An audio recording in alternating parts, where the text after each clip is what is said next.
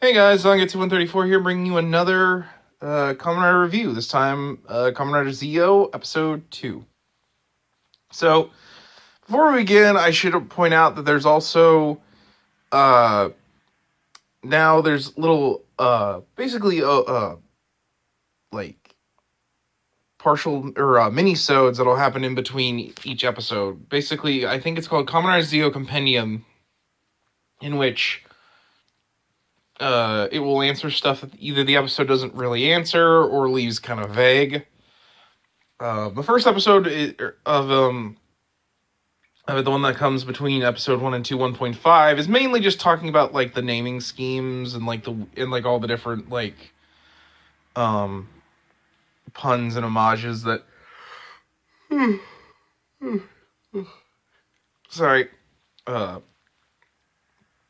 that the episode introduces. Mainly the naming scheme behind Connor Gates, Connor Zio, how Zio's name is actually 10 plus, like, can mean 10 plus 10, which is 20, reference to the fact that he's the 20th Heisei rider, all that stuff. And yeah, I know there's more than 20. It's 20 is in, like, 20 series. Like, only the main riders get numbering. So, yeah. And of course, the one we have with 2 mainly explains the rules of how the time traveling will affect the series, which I will get into. To be honest, I feel like both of them weren't really necessary. The number 1.5 is probably the least offensive to me, just because it basically just had to give name scheme stuff, which I didn't really mind, and it was kind of nice because a lot of times the fandom just guesses about the naming schemes and all that. Sorry, I just woke up. 2.5 basically explains how the time travel rules happen. And to be fair, I think 2 actually does an okay job of explaining them. The only one they need to really explain was 3, which was basically just telling the kids, if there's weird continuity stuff, just don't worry about it. Like, don't be one of those people that constantly over nitpicks about stuff. Which, fair enough, but that does seem kind of in a way, I get it. That's more directed towards like kids being like, it's okay if stuff doesn't make sense. But at the same time, I will admit that's kind of annoying for a TV show to do. But I think it was supposed to be a joke, so I kind of let it go. All right, so the episode picks up exactly where we left off. Basically, that another build had been defeated. We actually get narration from Waz about what's going to happen in the episode. In fact, he spoils the episode a little bit. Oh, that's the joke. Waz like reads too far ahead, and he's like, "Oh, read too far," and then he leaves. But I like that. I like the idea of Waz being the narrator. He's actually really funny. So, okay, so, yeah, like I said, the episode picks up basically where Gates was basically, fighting Zio and basically just delivering him a pretty brutal beatdown using the power of the Ghost Ride Watch, which we never see how he gets. For that matter, we never see how he gets all of his other stuff. I'm hoping that we actually get some answers to that as the series progresses. And to be fair, I feel like this show, much like Decade, is going to be, frustrating like that, just because of the fact that we do have to, we have to, show all the different previous riders and how, Sogo uses this information stuff to become a good, actual king.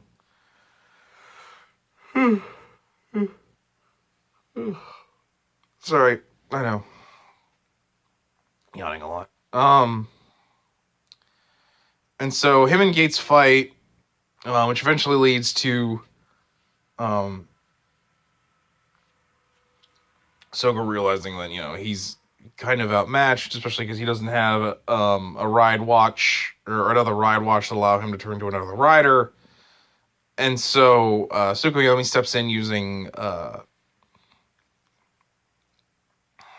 the time machine to keep the two separated long enough that Zio can whip out the I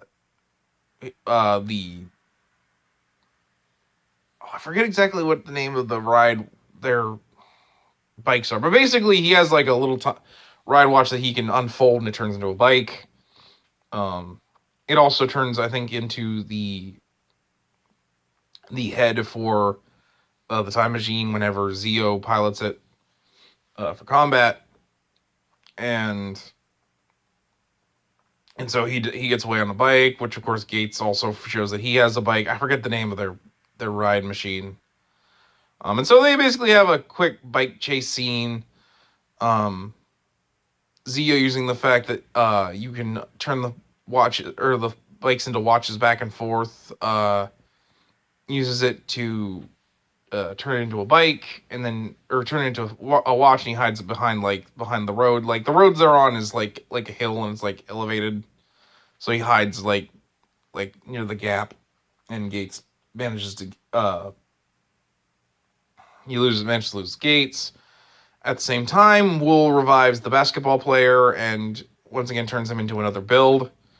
Sogo, trying to figure out what's going on, goes to Sento and Ryuga, who are no longer Build and Cross, and are now basically just fanboys of the revival of Sato Taro's the guy who Sento's face was from's band, which I think is a clever callback to the fact that, like, Sento is two people. In fact, they reference that at the end too, which I'll get to. And so Sogo tries to, get them to remember, hey, he actually goes back to them after they find out that another build has revived. And so both Gates and Zio try to fight it. Zio actually protecting Gates and Tsukuyomi from the attacks, showing that once again he's not Oma Zio, and that he clearly does protect people, and that like his drive to be a king is much different than Gates or than Oma Zio. And so him and Gates actually decide to cooperate to try and defeat another build, but every time they use their finishers, which leads into Zio actually showing off his rider kick. In fact, both of them show their rider kicks. So I'll just go into them real quick. Zio is actually kind of clever because, like, the katakana for kick, which, katakana is a thing for this. Like, all, like, swarm and, like, attack until Zio can get close. And then all the kick katakana form into one katakana on his foot. And then he delivers the kick through him, which I thought was kind of cool, and I like just because of the fact that, the katakana hiragana thing is like such a big thing with Zio and Gates. Unfortunately, he'll just keep reviving thanks to the fact that he's a time inconsistency. Even Gates' kick can't do anything to him. His being one that actually causes like an after image of the character he's attacking to like run into him. Like they're basically like mirror images, and the mirror images knocks him into Gates' kick, which I thought was kind of cool. We might see more of the kick, but I thought that was pretty cool. I cannot stop yawning. I'm sorry.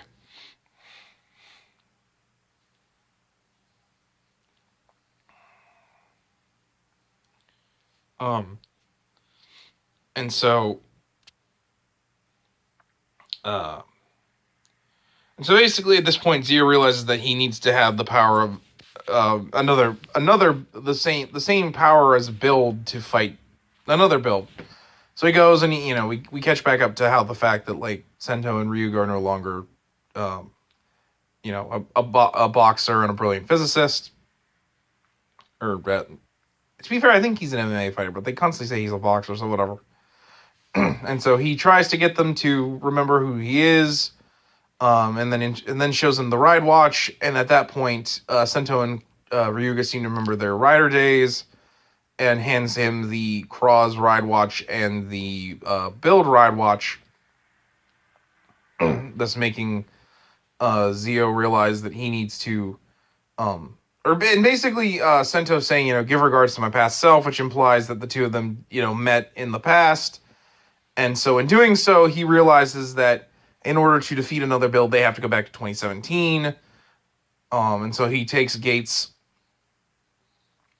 with him, and they using the time machines, go back to 2017, where they find that Sento and Ryuga coming into contact with another build, which is causing both build and Ryuga to lose their powers. Now, this is where, to be fair, it makes sense to me that basically the other riders cause the real riders to actually lose their powers, which the 2.5 explains is that two of the same riders cannot exist. There cannot be two builds.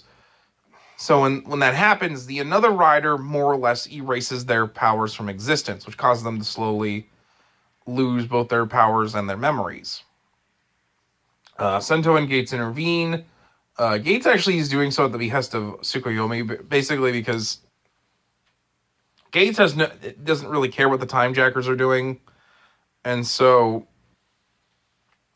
he actually was going to let another build kill people until Tsukuyomi basically gave him this look, and Gates like, all right, I get it, I'll do it. Which partially explains how he came across the Ghost Ride Watch. He clearly defeated another ghost, or another rider ghost, the Kaijin rider for Ghost, Kamen Rider Ghost, which doesn't make a lot of sense since as we show here, AR watches are actually watches created when Zio makes a bond with the riders, which also contradicts how the Cross Ride Watch came into being, since that one was actually because he was created during the events of the last episode of Kamen Rider Build, but whatever, it's whatever. So, eventually, while Ryuga and Cross try to fight alongside Build and Gates, eventually the powers completely fade out, so Gates and Build are forced to fight alone.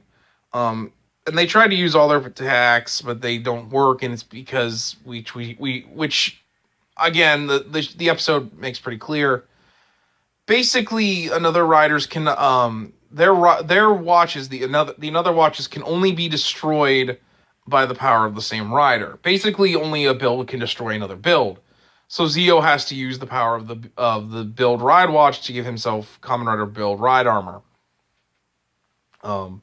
Unfortunately, it doesn't work that way with Gates. Only he can only use the Cross Ride Watch to create a finisher with his Zcon axe, which is a axe bow and arrow configurable weapon.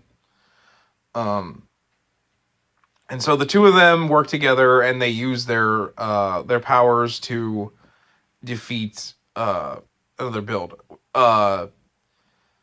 Gates using a finisher that allows him to shoot a Cross Dragon projectile, and Build's actually really like, because basically or the Zio Build armor, basically he has the Vortec the Drill Crusher drill blade as an arm mounted weapon, and I actually found it really funny because he thinks you have to shake it like a ride bottle, like a full bottle to make it work. When really he just needs to hit the activation button on both the Build and Zio ride watches, and then spin it again, and that creates what's called a time break, which I actually really like. It actually gains the finisher name for each rider that he uses. In this example, it's a Vortec time break, and in doing so, it creates the formula break break out, where like you see like the formulas, but in this case it's just different sentences that Zio's thinking at the time, which actually was really funny because Cross is like Ryuga's like, that's really stupid, and of course Sento does his Saiyakuda, which his this is the worst catchphrase, which I thought was really funny. And so it creates, instead of the wave graph, it creates a straight line that Zio travels down, which turns and with the vortex blade turning into a drill, and he delivers a powerful strike, which knocks. It actually doesn't defeat another build; instead knocks it into the air, which allows Gates to deliver the actual finishing blow, which destroys the another watch. This because they were using the power of Kamen Rider Build, which to me it also implies that like riders of that series have the same type of energy as the main rider, so it allows the finisher, which more or less rewinds everything. Only the basketball player doesn't die; he still lives. It implies that like he was saved, which also annoys Wool. Wool acts like he saved this basketball player, and basically he wants to circumvent the king. He wants to his build to become the king, and he also thinks that he's doing good by helping people that are supposed to die in the time stream by becoming another riders that allows them to live. But of course, they're basically being used as the bodies of these messed up Kamen Riders. And so, Sogo actually delivers the line. He was talking about like how his uncle was talking about how you can turn the hands of a clock any way you want. You can even stop time that way. But the future is always moving forward, and there's always a tomorrow, and there's always a future, and it's how you shape it that actually is more important than how you alter time. And of course, this is basically implying that like the time jackers are wrong, which they are. And so they defeat another build, but unfortunately, the damage is done, and Sento and Ryuga don't remember their past. In fact, Sento calls himself Takumi Katsuragi, his original name before he lost his memories due to the events of Kamen Rider Build, which I won't spoil, even though if you're watching this, you saw my vlogs of Kamen Rider Build, but and that's where the third rule came in. Basically, stuff is going to change. That like just because they save the rider doesn't mean that they will stay a rider, or that the power or like their memories will be unaltered. Basically implying that just because you defeat another rider, it's still going to mean the rider may still disappear. Which I get, and to be fair, it's just another bit of mystery as to why the riders disappeared. It's more basically implying that, like, Zio, by taking their power, made it so that they did lose their memories completely. Which I feel like is hinted at in the opening about how this will be resolved. Sorry, I dropped the phone. Basically, since, in the opening we see, like, the rider statues that are around Sogo's statue in the future, like, eventually crumble apart, revealing the rider underneath. So I feel like I know how the riders are going to get their abilities back, once Zio gets all 20 ride powers back. And so, and to be fair, you're probably wondering what Waz is doing, but basically I've explained everything that Waz explains in the episode. And he more or less tells Sogo that he wants to ensure that, which is actually kind of funny, he's probably the only one who isn't trying to change the time stream. Waz basically wants to ensure that Omazeo comes to pass, because he serves the Demon King. Which makes me think that maybe Sogo isn't Omazeo, that maybe Waz is.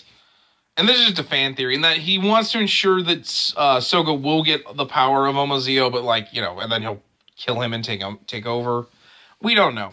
And so basically, Sogo gives the ride watches for Build and Cross back to, well, the unmade ride watches, which basically allows to ensure that in the future, Kamen Rider Zio will get those powers, which I think will imply that they'll still have the build and another Zio ride watches. So it's whatever. And so they go back, and so we see Tsukuyomi and Zio, or Tsukuyomi and Gates having discussion about how they aren't really sure that Sogo is truly Oma Zio. Tsukuyomi, of course, having the most second thoughts. So Gates decides that he'll agree with Tsukuyomi that for now they won't kill him until he truly shows signs that he's Oma Zio. And so in doing so, they go to Sogo's uncle, who reveals that they had a loft that they were trying to rent, and that they bought the loft, and so they all live together now. Which Tsukuyomi basically says, I'm going to make sure that you're not, whether or not you're Oma Zio, and it's so I'll make sure that you we'll see if you truly are either going to become a bad king or a good king. And Gates, of course, being like, I'm going to kill you if you're not. Which I will admit, I do give Gates credit. I like the fact that he's still like, yeah, no, just because you helped me out yesterday, there's a good chance I'll still kill you. So, if nothing else, Gates has the most character of the three. Which Sogo's saying, this will work. We'll try to figure something out. And the episode ends with Waz recapping the episode and explaining that they'll be meeting another rider very soon. Of course, showing Emu from Kamen Rider X-Aid walking down a hall. So, yeah, that's episode 2, and I think it's slightly better than the first episode, mainly because they don't constantly, or basically because they don't do the weird media res editing, and the episode's fairly straightforward. I honestly don't feel like they needed the compendium that much. The only thing that the compendium really does is show that Sogo went back to meet Sento and Ryuga in the future, but they still don't remember him, except that Takumi Katsuragi clearly knows a little bit just because he's still technically Kamen Rider build, so that he at least understands how, thanks to his brilliant physicist mind, was able to figure out how the time travel stuff works, which I will admit, maybe for little kids you need it. I don't really know. I don't think it was that hard to figure out. I thought the action was pretty good in the episode. I wish we could have had a bit more time with Kamen Rider build, but I think part of the reason why they didn't do as much is because, this was the rider that came before, so we clearly had plenty of time with them previously. I'm hoping that, with XA, we get to see it slow down a teeny bit so that we can see the heroes actually have decent interaction. We'll see. And like I said, it's mostly my main complaint is the fact that we have to establish all this new stuff. Apparently next episode we're seeing yet another time jacker, this of the female member, Aura. I just feel like we're getting a way too fast pacing, which I feel like is going to make it so that the show is more focused on seeing the other riders and just adding more stuff to the mystery than it is about letting the characters develop. And maybe that's not a bad thing just because we're getting it. It's more about the anniversary aspects of Kamen Rider than it is about really establishing them as characters. But like I said, I mainly only worry about that just because I want this show to do good.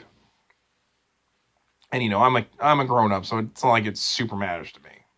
Or it's not super important that I'm the one that's enjoying it. It's more up to the kids. But like I said, I worry about the pacing of this.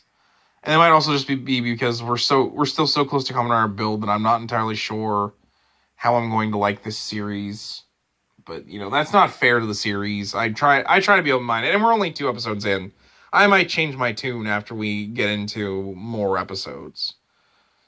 But yeah, in summary, I don't think 2 is a bad episode. I think it's perfectly fine. I just think it's frustrating how little we actually had with them interacting with Sento and Ryuga. But I think that's mainly just because they were trying to move it along and we had to establish stuff. So hopefully we could get more about X-Aid in his meeting with Zio. But we'll see. So anyway, guys, I think that's gonna be it for the episode. Like I said, I'm not gonna have the 1.5 and the 2.5 be their own separate thing. It's just going to be with it since it's a compendium, so it would make sense that we talk about them. I do apologize for not talking about 1.5 with 1, but that's mostly because I didn't know when it was going to come out, or if where I was watching it's going to actually have the compendium with it. So, thankfully, the playlist I'm watching actually orders the episodes as, 1, 1.5, 2, 2.5. So, I think in general it's going to be fine. So anyway, guys, that's going to be it for this week. Next week, we'll start with My Hero Academia. I just decided to do My Hero Academia before Kamen Rider because it's easier for me to find the My Hero Academia episodes before Kamen Rider, just because it takes the subbing so long to do. So anyway, guys, that's going to be it. I'm Zangetsu 134, and I hope you keep riding along on our personal time machine as we time travel through the future and see the path of Kamen Rider Zio.